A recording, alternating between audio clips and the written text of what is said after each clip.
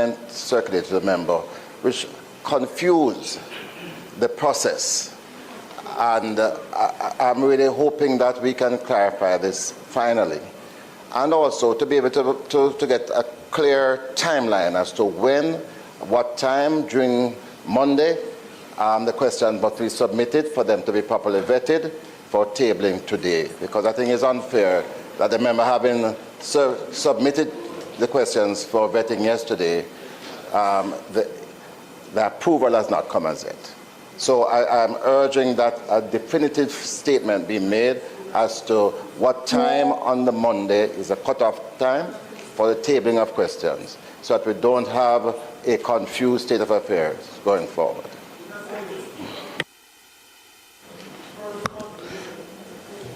I think on this matter, the Speaker has issued clear directions in relation to the questions to be submitted.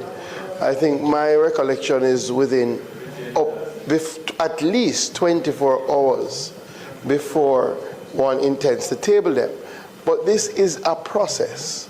Once the questions are tabled, then the questions, in accordance with the standing order, have to be vetted, looked at, examined by the Speaker to ensure that they are in accordance with said standing orders. We would have gone through this process already. This letter, my understanding, with the questions would have come in yesterday, and the Speaker at the time has not gotten the chance as yet to look at it, and as such the questions are not now here with us. As we can all appreciate, the Speaker is not in the House at this time, and as such, as such, based on the time when the questions arrived, and the Speaker not being able to peruse the questions at that time, the questions are not yet before us. I'm very certain that as soon as the Speaker can peruse the questions, once the questions are in keeping with the standing orders, then the questions will be so tabled at the next appropriate time.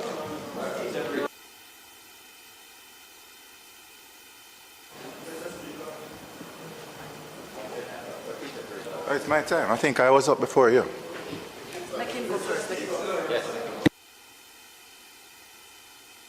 The member was before you.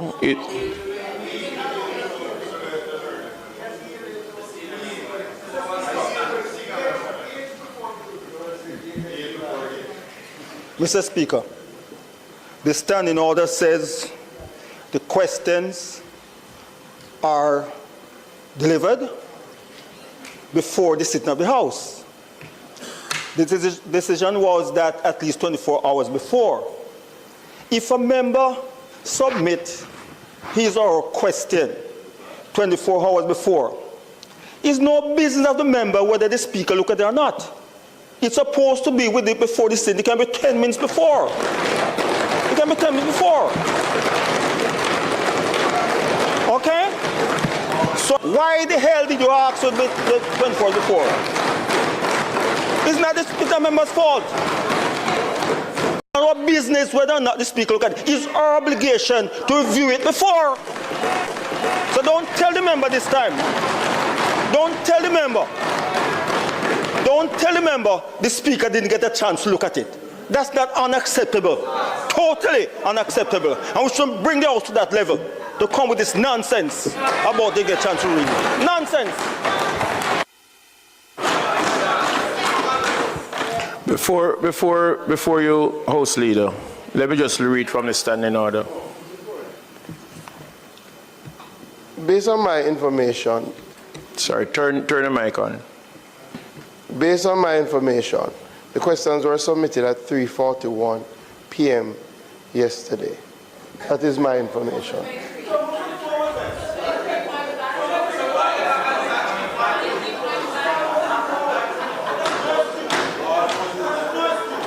Members,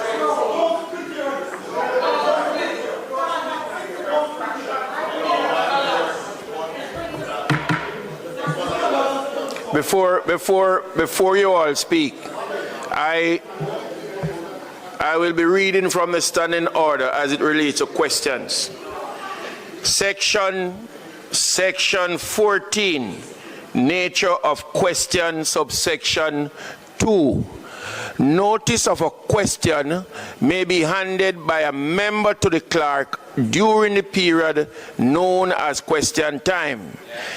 Every such notice shall be signed by the member giving it. A member who desires an oral answer to a question shall mark his notice with an asterisk, and a question not so marked shall require a written answer, which, when received, shall be circulated with the minutes of the proceedings of the House. Subject to paragraph 5, a question mark for oral answer shall be put down for a day to be named by the member, being a day not earlier than 21 clear days after the question has appeared on the question paper. I am reading from the book, that's all.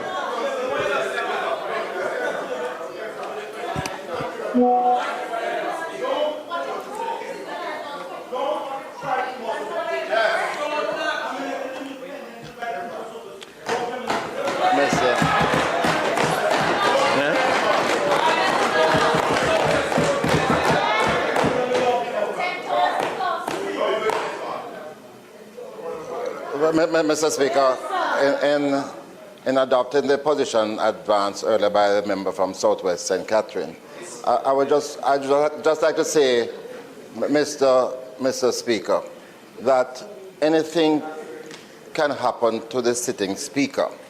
And if we can advance now by urging the deputy speaker to also be in a position to vet these questions and to signal approval. So it need not have to wait on the substantive speaker to address these routine matters. And the section that you have read already, Mr. Speaker, it really is not relevant to the issue at hand. All right? So, Mr. Speaker, I would have just gotten sight of the Speaker's ruling on this matter the last time that it came up. And what I said earlier was not a part of the Speaker's ruling in relation to the 24-hour period. What the Speaker had indicated in her ruling is that the standing orders are to be strictly adhered to. In other words, at question time, the member looking to table questions are to hand up the questions at that time. At that time, the questions, then there will be a vetting of the questions. It does not mean that the questions being handed up at this time, that the Speaker who is currently sitting in the House will be able to vet them immediately and to see if they are keeping with the standing orders. And having followed the logic of the leader of government business and the ruling by the Speaker, what we are doing is concentrating the powers of a gatekeeper into the hands of the Speaker. Because if you submit something and the Speaker decides that it's going to take 2 weeks, 3 weeks, 4 weeks, 3 weeks, 4 weeks, we can end up in a situation where the tabling of the questions will be delayed until the matter is no longer relevant. Now, where did this 24 hours come from? And why is it that we were referring to 24 hours and then the pushback to say that it was late by half an hour no longer stood? We're hearing now that it is going to be tabled during question time, and at the discretion of the Speaker, maybe this year the questions will be deemed appropriate.